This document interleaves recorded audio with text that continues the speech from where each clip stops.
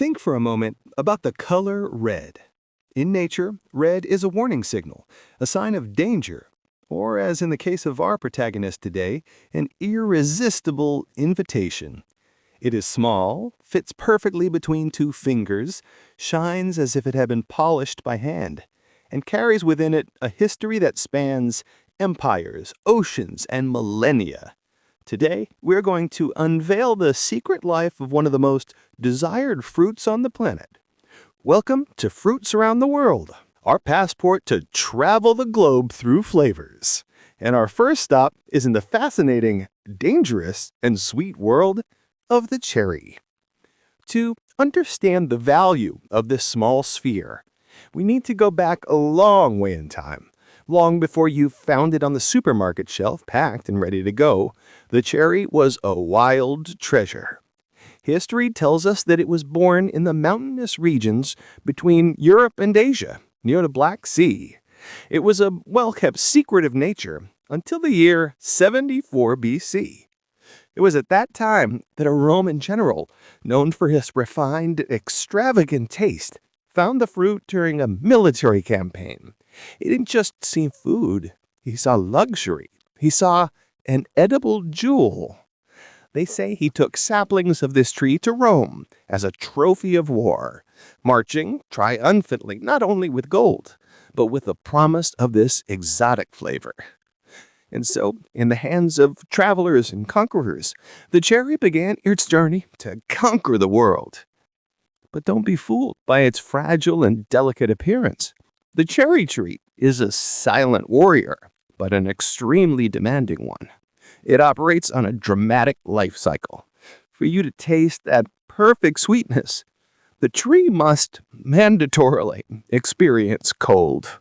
It needs the so-called chill hours during winter.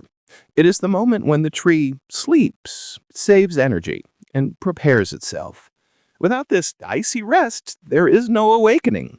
And when it awakens, the spectacle is one of the most beautiful in nature. Before the fruit comes the flower. White and pink clouds cover the orchards. In some places in the world, this blossoming is so important that it becomes a holiday. People stop their busy lives just to look, to contemplate the ephemeral beauty of the flowers, remembering that life is fleeting and beautiful. But for the farmer, the beauty of the flower is the beginning of a phase of anxiety. From flower to fruit, the path is full of dangers. The cherry is one of the most difficult fruits to produce on a global scale. It is temperamental.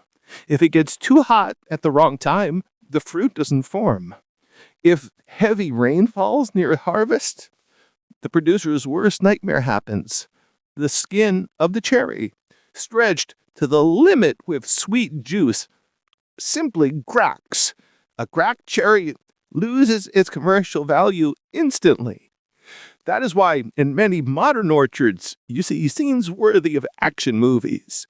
When it rains near harvest, helicopters fly low over the trees, using the wind from the propellers to dry the fruits quickly before the water ruins them. It is a rescue operation to save the sweetness. Besides that, birds also know when they're ready. Often it is a race. Who gets there first? The farmer or the flock of hungry birds? And when the harvest time finally arrives, technology gives way to human delicacy.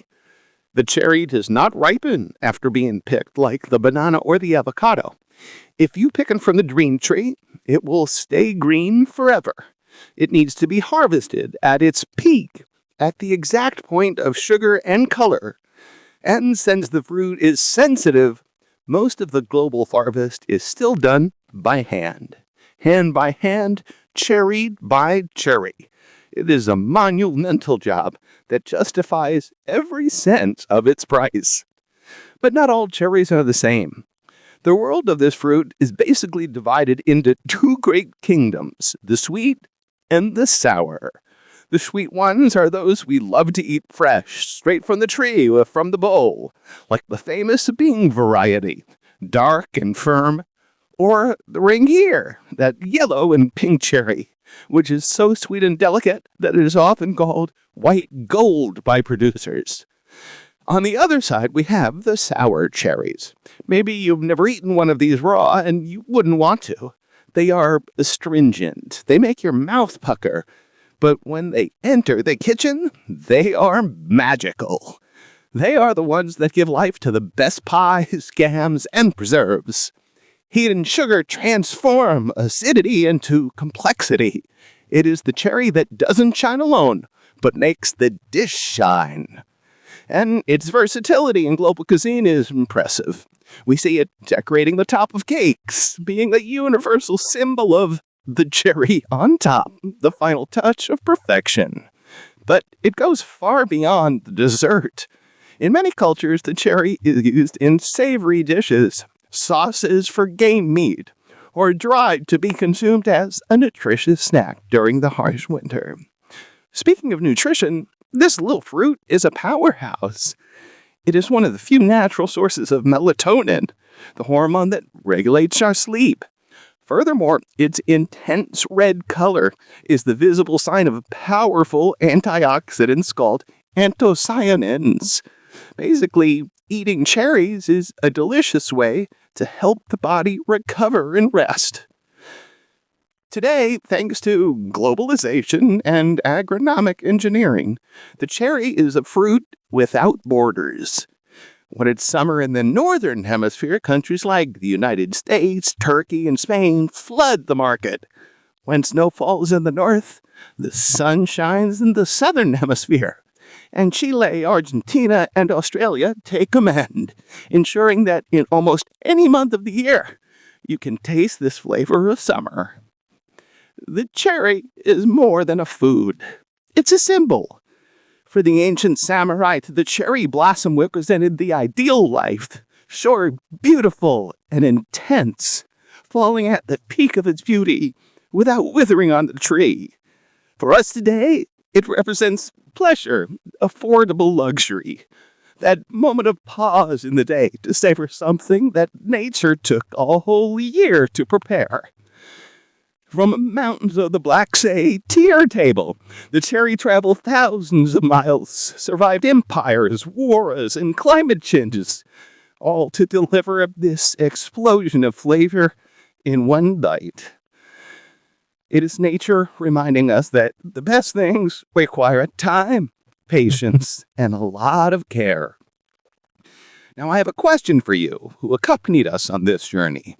Many people have a childhood memory linked to cherries, whether stealing one from the birthday cake ahead of time or climbing trees in their grandparents' backyard. What is your story with this fruit? And more importantly, are you team fresh, natural cherry or team Sarah cherry, very sweet? Write your answer here in the comments. I read them all and love to know how far our fruit is reaching. If you like this dive into the history and geography of flavor, don't forget to subscribe to the Fruits Around the World channel and turn on notifications. Next week, we will land on another continent to discover the mysteries of a fruit that you certainly know, but perhaps don't know where it came from. Thanks for the company, and see you at the next harvest.